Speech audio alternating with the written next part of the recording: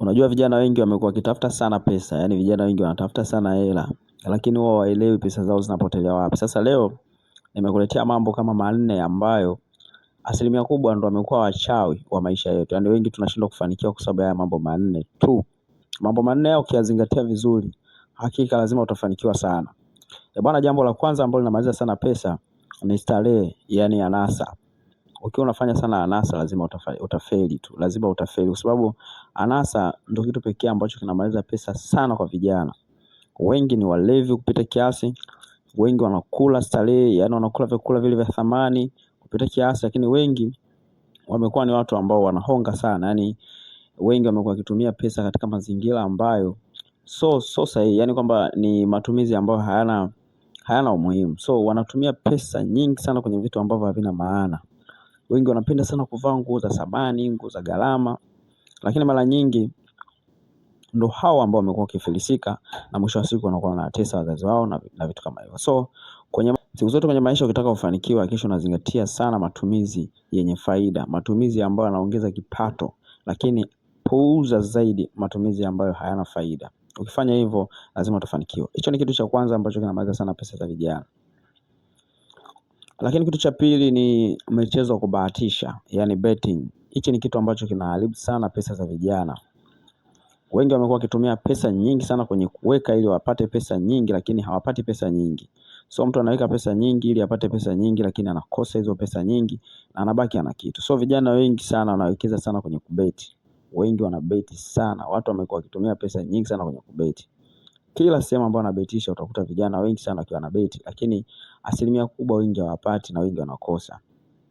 So mimi leo nataka niwaambie kitu kimoja. Hakuna mtu ambaye anaanzisha biashara akategemea kupata hasara. So hawa wanaotengeneza mazingira ya kubetisha ni watu ambao washatengeneza mazingira kwamba lazima watu watakuja kubeti na lazima watakula pesa. So kivyovyote vile ni biashara ambayo mtu ashaiandaa kabisa na ashaisoma, anajua kabisa lazima atapata faida. So unavyoenda pale unaenda kama mteja, kwa jiandae kwa kuliwa. So kwenye maisha ukiwa una beti sana, kama ni kijana umekuwa ni mtu wa kucheza sana makamali ya kubetisha kubeti haya, basi utafeli sana kwenye maisha yako. So ukianza kuishi kwa kuzingatia hayo mambo, basi utafanikiwa sana. Lakini kitu cha tatu na cha nne ni wanawake. Bwana, wanawake wanamaliza sana pesa. Kumaliza pesa kwa wanawake sio kwamba mpaka uwahonge kama tunavyotafsiri, hapana. Ila unapokuwa na mwanamke ambaye hakufai kwenye maisha yako na amekuwa sehemu kama ya kuchukua pesa zako, na maana huyo mtu atakaa tu kwa ajili ya kuchukua pesa zako, lakini sio kwa ajili ya malengo. So ukipata mwanamke ambaye anapenda sana pesa, anapenda sana starehe, anapenda sana maisha fulani hivi, anapenda sana show off, lazima atakufelisha. So wanaume wengi tunafeli kwa sababu wanawake wamekuwa sehemu ya kuchukua pesa zetu, lakini sio sehemu ya kujenga mifumo mizuri ya kifedha. So wanawake imekuwa ni mtihani mzito sana kwa sisi wanaume, wamekuwa wakimaliza pesa nyingi sana kwenye maisha yetu.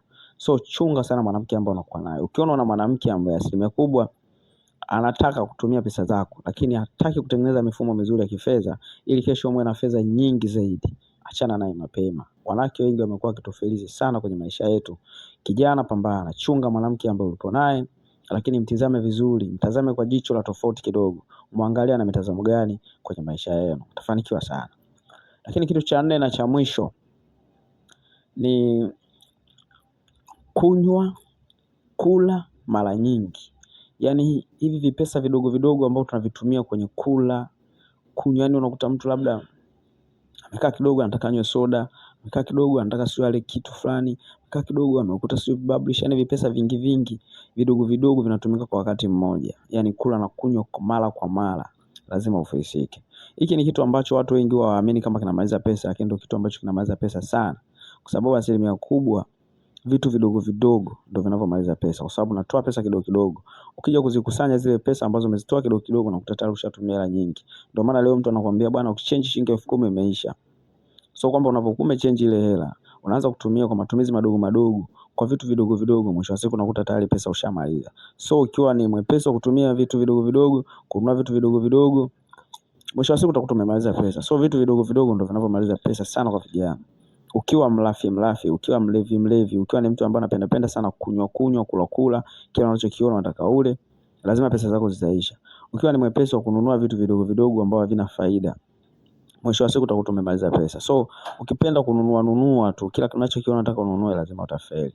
So kitu pekee ambacho kinamaliza pesa ni kununua vitu, kula vitu, kutumia tu katika matumizi ambayo yana faida. Kununua kila kitu unachokiona mbele yako, lazima utafeli, lazima utafilisika. So pia ni mtihani mzito sana ambao unakumba vijana wengi, kwa sababu anapenda sana kula, anapenda sana kunywa. Kwa mwisho wa siku anajikuta anamaliza pesa pasipo kujua. So ukiwa na hela, hakikisha unanunua kitu ambacho unatakiwa ukinunue. So kila unachokiona unatakiwa ukinunue. Ni muhimu sana kufanya hivyo. Bwana, hii video ni muhimu sana. Kama umeisikiliza na hujaielewa, basi unaweza kairudia tena, lakini usisahau kusubscribe hapo, usisahau kucomment na usisahau kulike. Utakuwa umetisha sana ukifanya